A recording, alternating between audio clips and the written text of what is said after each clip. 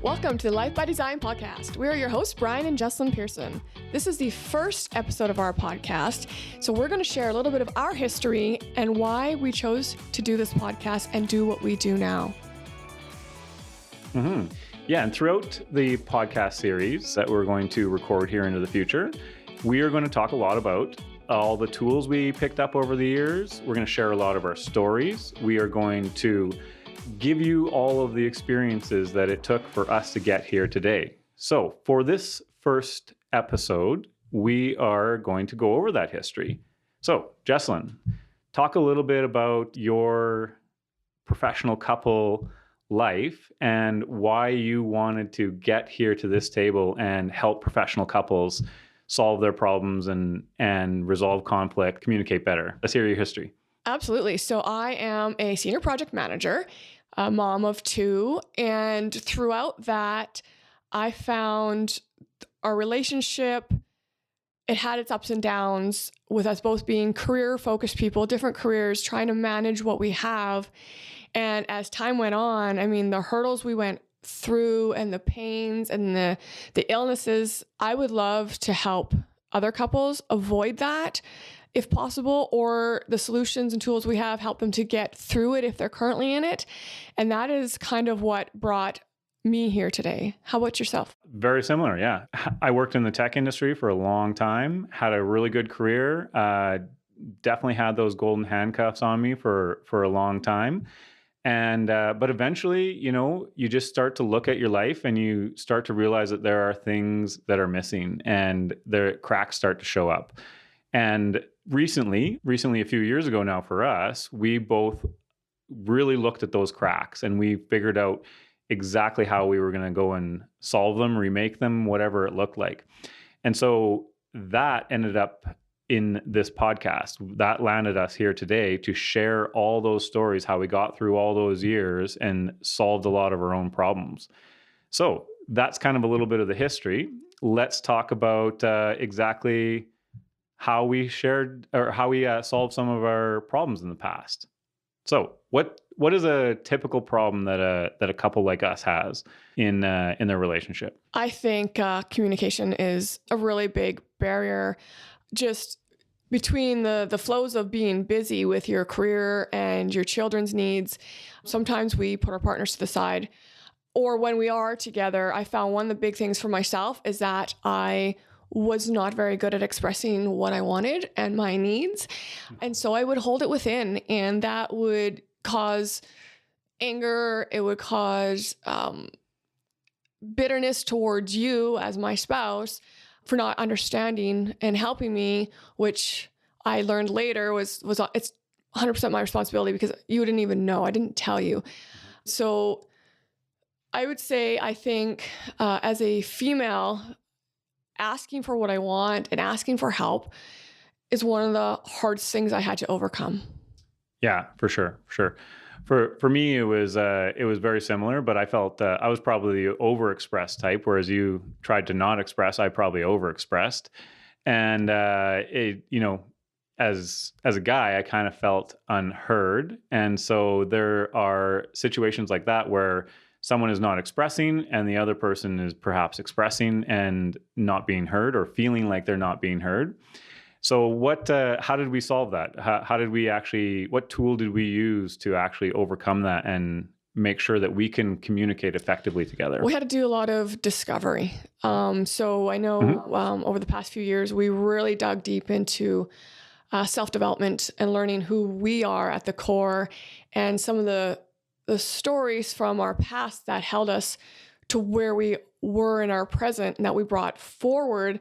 And then with the self-development, you start to discover like the areas where you maybe aren't as strong as you thought, or that could use improvement, or things that were holding you back that you didn't even realize were there until we took that time to really dig deep.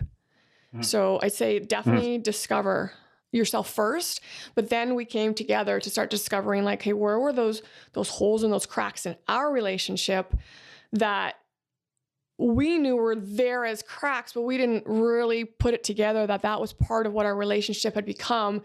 And we knew we had to fill those and bridge those to become stronger as a couple? Yeah. Over the years, within all that personal development, it almost became a rule between us that it was allowed to push the other person.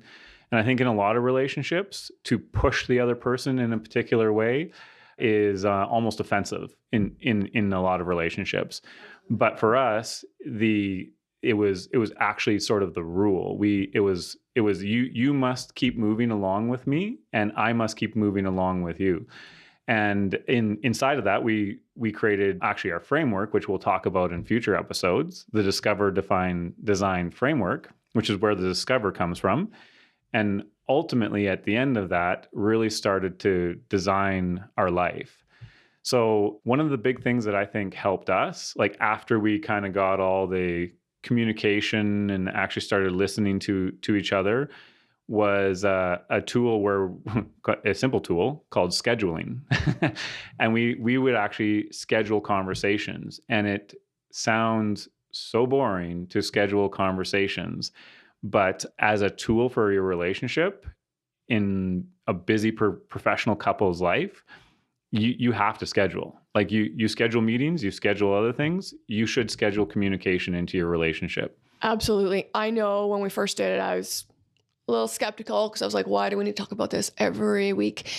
But it forced me, for lack of better words, to actually speak as opposed to holding it in, putting it aside, thinking it wasn't important. It gave me a platform to say what was on my mind, good or bad. And then I knew every week, even if there's something bothering me in the week and I was like, tuck it aside, or it's not that big of a deal. By the time we got to the weekend when we usually had it scheduled, I knew that was my platform to talk to you about what was bothering me or where I needed help, or you had ways to encourage things out of me so that you could help understand me better. And then in exchange, I also got to understand you better and what your needs were and how I wasn't really hearing what you needed or what you had to say. Yeah, there's definitely encouragement between the two of us for sure. But what the scheduling like really does is it provides a place where there's no excuses. So if you don't express what you wanted to express to me, and vice versa, if I don't express to you, and that event goes past and you haven't done that, well, that was the place where you were supposed to do it. Now it's kind of on you or it's on me to either wait till the next time we talk. But ultimately it takes a responsibility into your own hands, and it says like you are responsible now for communicating at this time. And if you don't do it, that's on you, right? Whereas a lot of times, or in our past, what would you do? I could tell you what you did, but it's up to you to So say that. if I chose to talk about it, which I rarely did, Yeah, and that's where it would build up, and I'd start to Build get up, yeah. anger and resentment towards you for not understanding me. And then generally by the time it came out, it was too late, and it Yeah. was more like an explosion, and it would cause more like kind of tension and fight in us. And instead of it being like a casual conversation where we could actually talk heart to heart, it would be more like anger pushing it out. And you're just like receiving this Yep. powerful blow from me. And I'm not sure I would have been I was as receptive to even hear you by then, because I was just still stuck in my anger and frustration. Yeah. It would build up and then just explode. And you can probably guess what I did too. I'm gonna guess. You can say it, but I'll be the one to say it. And that was I would do the opposite. I would actually, well, similar to you, I would keep it in, but I would just kind of get more angry in life. Not necessarily at anything in particular, but it would come out and it would just affect everything. But I would kind of know. I don't remember ever exploding anyway, but there would be like a seep into the relationship. So one way or another, we were just holding it in and waiting for that time for it to just come out. And then all of a sudden, like it was coming out in a very negative way. Whereas when we scheduled our conversations, there was no chance for it to come out in that way. There was real things to talk about in those weekly conversations, which we still have to this day. But there was no chance for it to like fester in any way or explode at some point in the future, because everything was dealt with little by little, like just like lifting weights, right? You lift weights, and we dealt with our communication little by little every single week, and never allowed anything to like get out of control. So what was another issue that we commonly had in our professional couple life? What about you and your drive, and how it affected you, your health, your family, things like that? Oh, yeah, for sure. I am extremely driven. Those who know me know that well. I take on way more than I can handle. Although I always still kind of kept it going. And I just always wanted more. And I still do. It's not that I don't, but for the longest time in my career, I was chasing the money. And I finally got to quote unquote the money.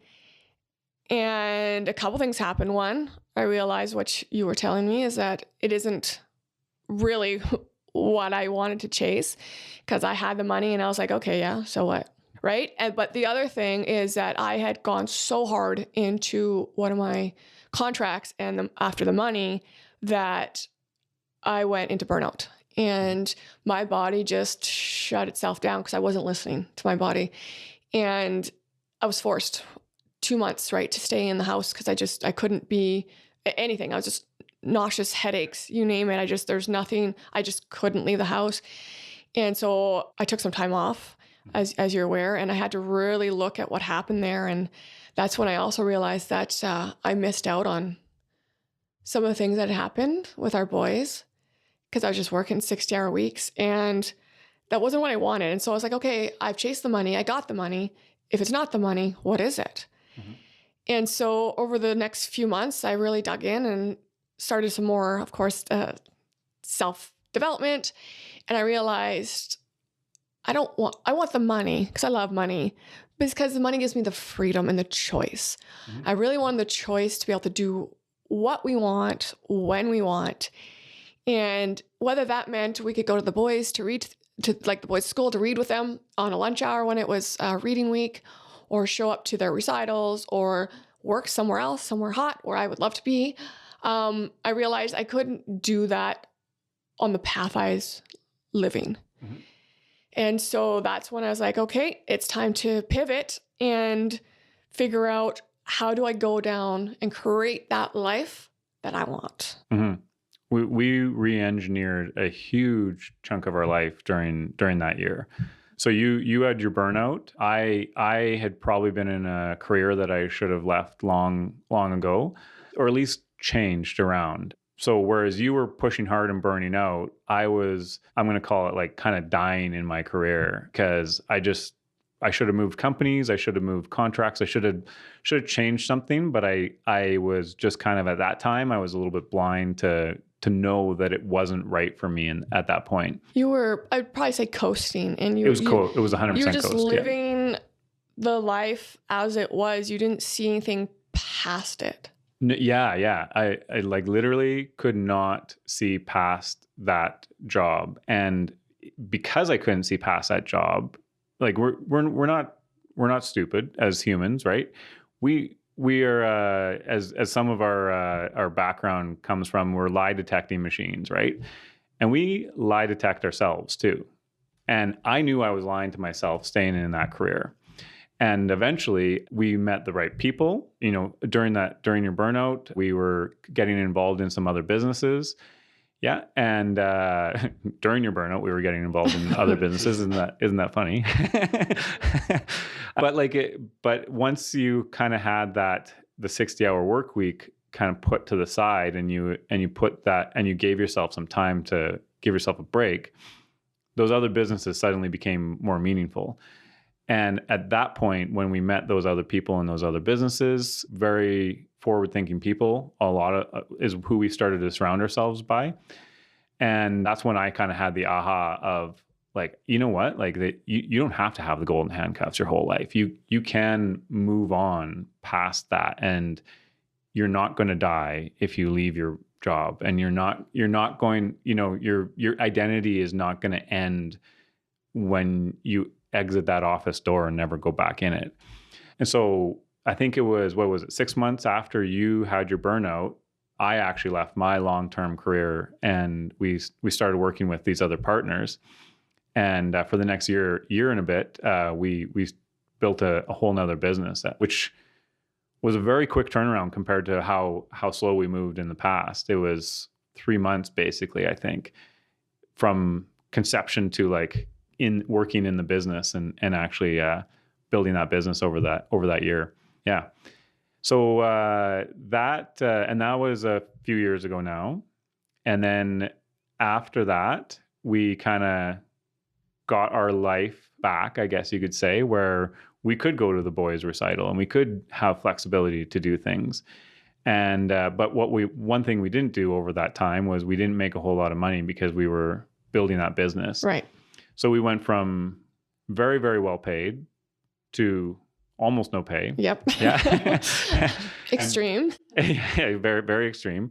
Building that business. And that came with other challenges. And we had communication problems inside of that too, because things weren't moving fast enough for you, right? I was trying to take on businesses that I didn't understand and I didn't know how to build at that time. And so there was a lot of problems between us in terms of like expectations, what should be happening, what shouldn't be happening. And that's really where the scheduling that we talked about earlier got solidified, where it's like we need a structure to both run our business, run our family, run ourselves, and make sure that there's a steady flow of communication and effective communication between us. Yeah. And then inside of all that, we came up with our workshop and we came up with this podcast, and we decided we really needed to show other professional couples like that it can be done. You can communicate effectively. You can resolve conflict. You can, move past past barriers that seem like indestructible. Like you just cannot move past them. Yes. So, yeah, definitely inside of that, we gained a lot of knowledge and a lot of tools, and quite quickly, because in that year and a half when we were working with other partners, we were, with the self-development, we just had more time to learn it, conceptualize it, figure out what we want to do with it. And that just gave us a bigger picture.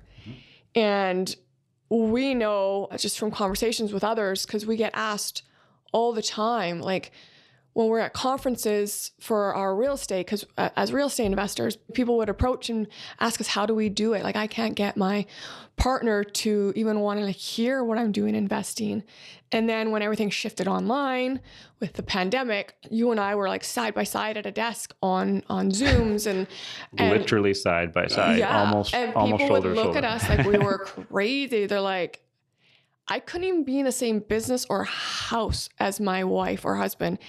How are you two sitting beside each other, running a business in the same house, raising two young boys? And we're like, that's where we kind of got that aha, like, you know what? We got something here that we can share with the world to help other professional couples to be able to hopefully get rid of that barrier of owning a business together or real estate together, or being comfortable enough to have that conversation and letting them know, because it could be real estate, for example, is really important to maybe one of the partners and the other one might not care at all.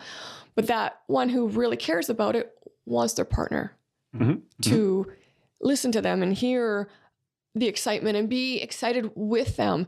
And so through the tools that we're going to share over our podcast, I think it's just going to really help other professional couples come together more cohesively. Yeah. And that in turn, not just helps them in their relationship, which is amazing, of course, but everything outside that.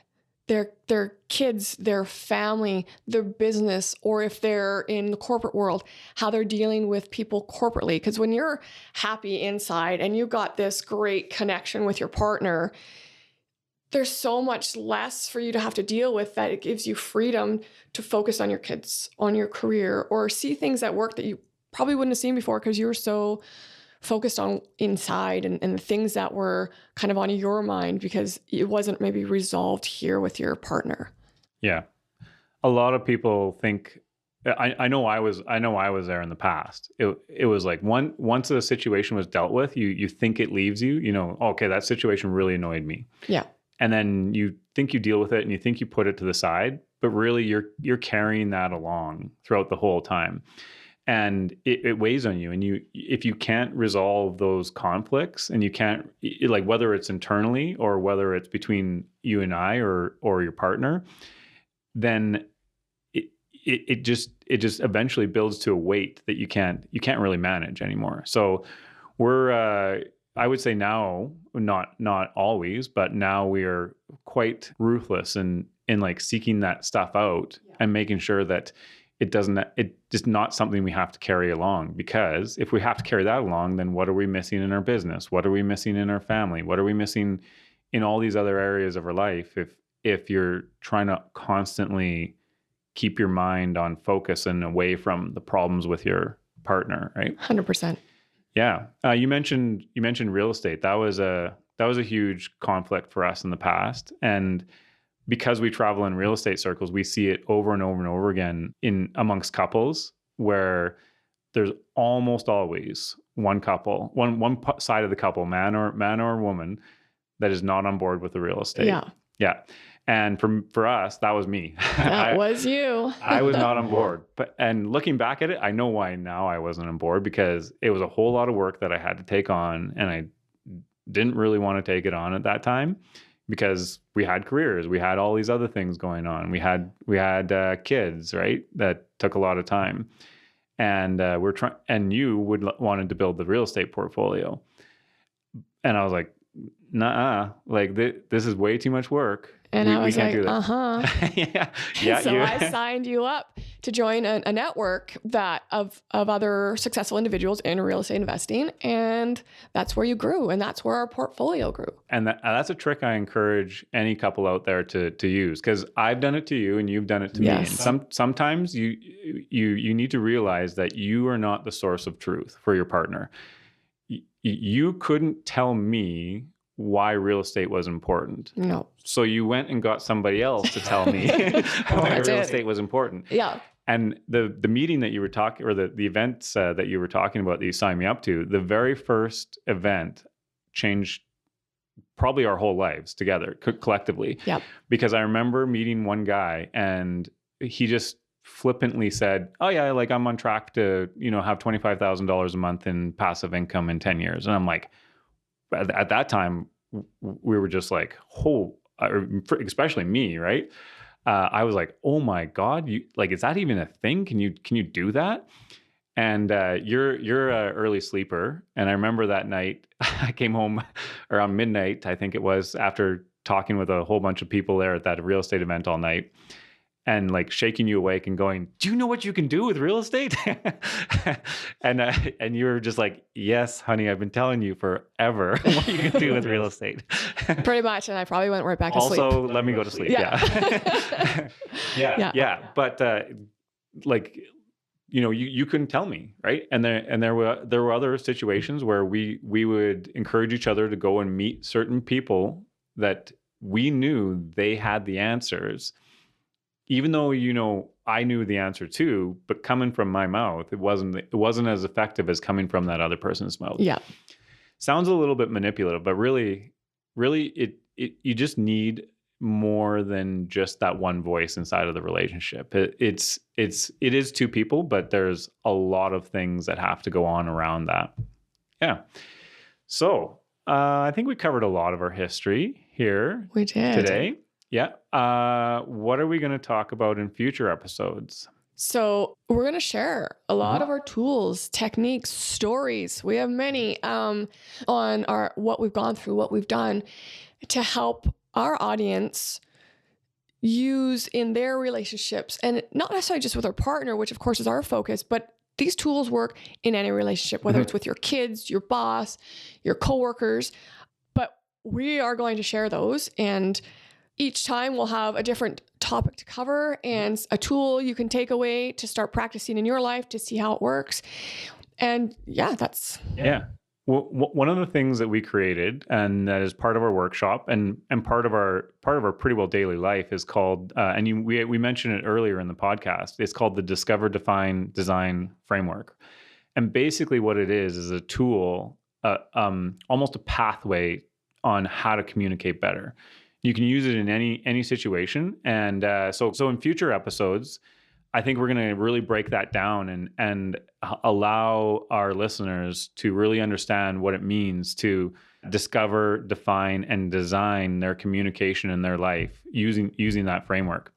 Yeah, 100%. We are here to help professional couples and all couples just resolve conflict and improve communication throughout their relationships. And that in turn has a ripple effect, and it'll open their eye options to create a life by design, one they love and want to wake up to every day and live every day. Yeah, yeah.